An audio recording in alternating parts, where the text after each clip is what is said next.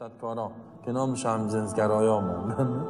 لواطتکار بگو یارو، لواطتکارای امریکا، اروپا و غیره که را حلال میدانن. اولئک هم الغافلون، اینا بے پروازن. اینا چه کنن؟ الله میگه ما آفریدیم، ما آفریدیم. من یهد الله، کسی را الله هدایت کند فهو المهتدی، میرن بین. و من یضلل، کسی را گمراه کند فلن تجد له ولیا مرشدا. الله گمراه میکنه، الله هدایت میکنه. اینجا که میبینیم میگه اختیار نیست، نه الله که اینجا خیلی سوال پیدا میشه که یا الله، یعنی مجبور یکم سوالا رو بکنیم، بسیاری رو نمیکنیم که شما چی نشین، خیر از شما اهل خاصه هستین. خب سوال پیدا میشه که یا الله چرا ایره هدایت نکردی؟ اینا بود چی میگه؟ ایره هدایت کردی او را نکردی چرا؟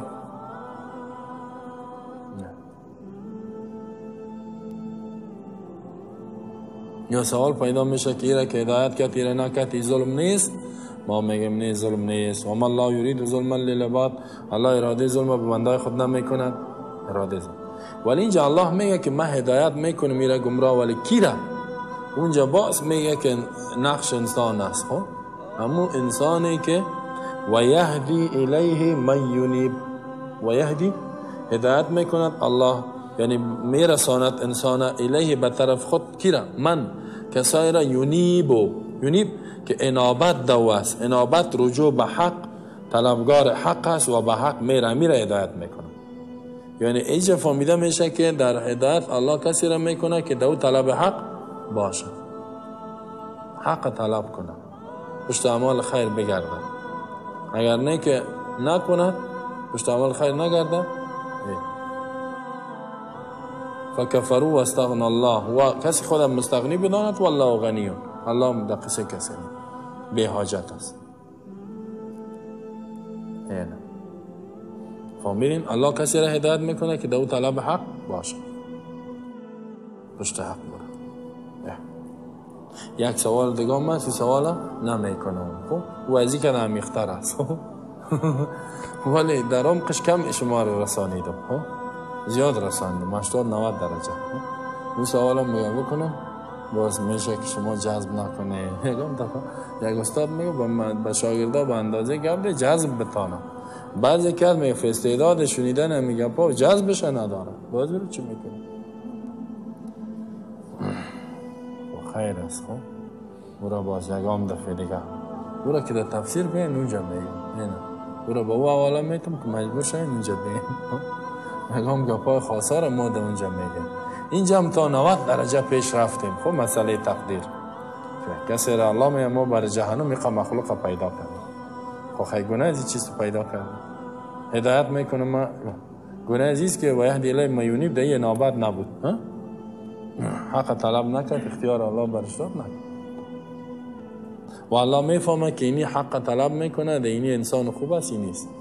همون کسی که دو خوبیست، ماده حق دو است، ماده حق امور الله نصرتش میکنه، نیست الله میفهمه. اما یک گپ است که الله ظلم نمیکنه دیگه. کار عدالت الله با عدالت ما فرق هم میکنه. حالا خب ما موضوع تقدیر اگه بگیم این تو نگویم که مثلا الله یکم تا میگه که الله عادل است، میگه ما این بچه میده در روزگی مرد بیچاره، هیچ در یک ماهگی مرد، هیچ در 2 ماهگی مرد، این نه آدم زبانه که شیرین شده بود مرد، این چطور میشه؟ اینی دیگه آدم بدبخت است که 100 ساله شده نمیمره. گپای کفری هم گفته رایست، نه چتیات گفته رایست. همونجا ششتگی است، یه بیخی در بدرم کدم مردم، این چرا نمیمره؟ اینی آدم نیک سعی شب روز نماز تهجد بیچاره پشت نان میده قرضدار در بدن. اینی آدم بد فاسق فاجر آدم کش سعی کو قنان و رزقش محتراش سعی کو. این عدالت است.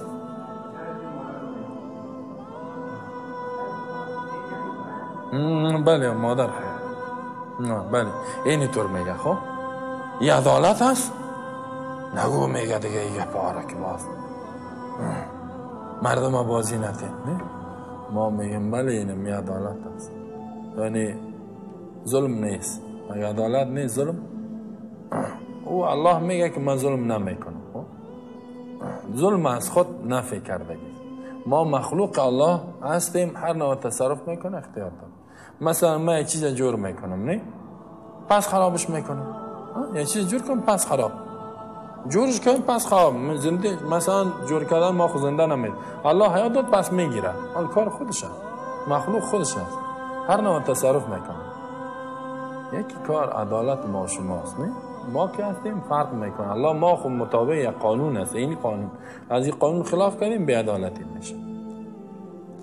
یکی کار الله است. کسی عدل الهی را به عدل مخلوق تشبیه میته، کافر گمراه شد، بیدین شد، رفت دیگه. الله را ظالم میگه، نه خلاص شد. در حالی که الله میگه و ما انا بظلام للعبید، من ظالم نیستم به بندای خود، و ما الله یرید، اراده ظلم هم نمیکنه. و تو میگی که اینی بی عدالتی شد، خیلی شد، ظلم شد. پس عدالت الله لیسه که مثلش، مثل ما نیست. الله ما را پیدا کرده، روح هم داده، هر چیز داده، همون طفلان پیدا کرده، پس میگیره. و او را که گرفت تو نیست که بوده عذاب. مرگ اگه بگوی کلگی میاد، چی پیر شوی چی هنوز او خوب است، اگه به او حساب بگوی به گناه نمیرسه. حقا جهنم خنجات میافن. در حدیث میاد کسایی که در طفلی میمرن اونا را الله جهنم روان نمیکنه. خدمتگارات اگر که به اختلافات خدمتگار اهل جنت میشه، همون جوان میشد یا کافر کتا جهنم میره. من خسر هر کی میاد. اینجا الله امتحان میکنه. یکی رو در خوردی ما و شما را امتحان، ما چی میکنیم؟ فهمیدیم؟ دیگه هم گپ بسیار گپ داره. یه حدیث کی روایت که رواه البخاری در کتاب جنایز رقم 1362، در کتاب تفسیر، مسلم در کتاب قدر تقدیر. خب وقت ما شما پورا شد، فقط حدیث براتون ترجمه کردم، گپایی که گفته بودم دیروز در او هفته براتون میگم در ارتباط تقدیر. یه ذره بسیار ما شما پیش رفتیم، نه موضوع تقدیر دیگه. این تفسیر حدیث محدثین در بارش گپ زده، با دیگر روز بخیر میگیم. خیر از چند حدیث در می ارتباط بیان میکنیم. یک روز دیگه هم اینجا بخش است در ارتباط موضوعات تقدیر نوشته. خلاص دیگه اگر این گپ زیاد داره. پس ما تا اینجا بس است. و صلی الله علی نبی محمد و علی آله و صحبه وسلم تسلیما کثیرا.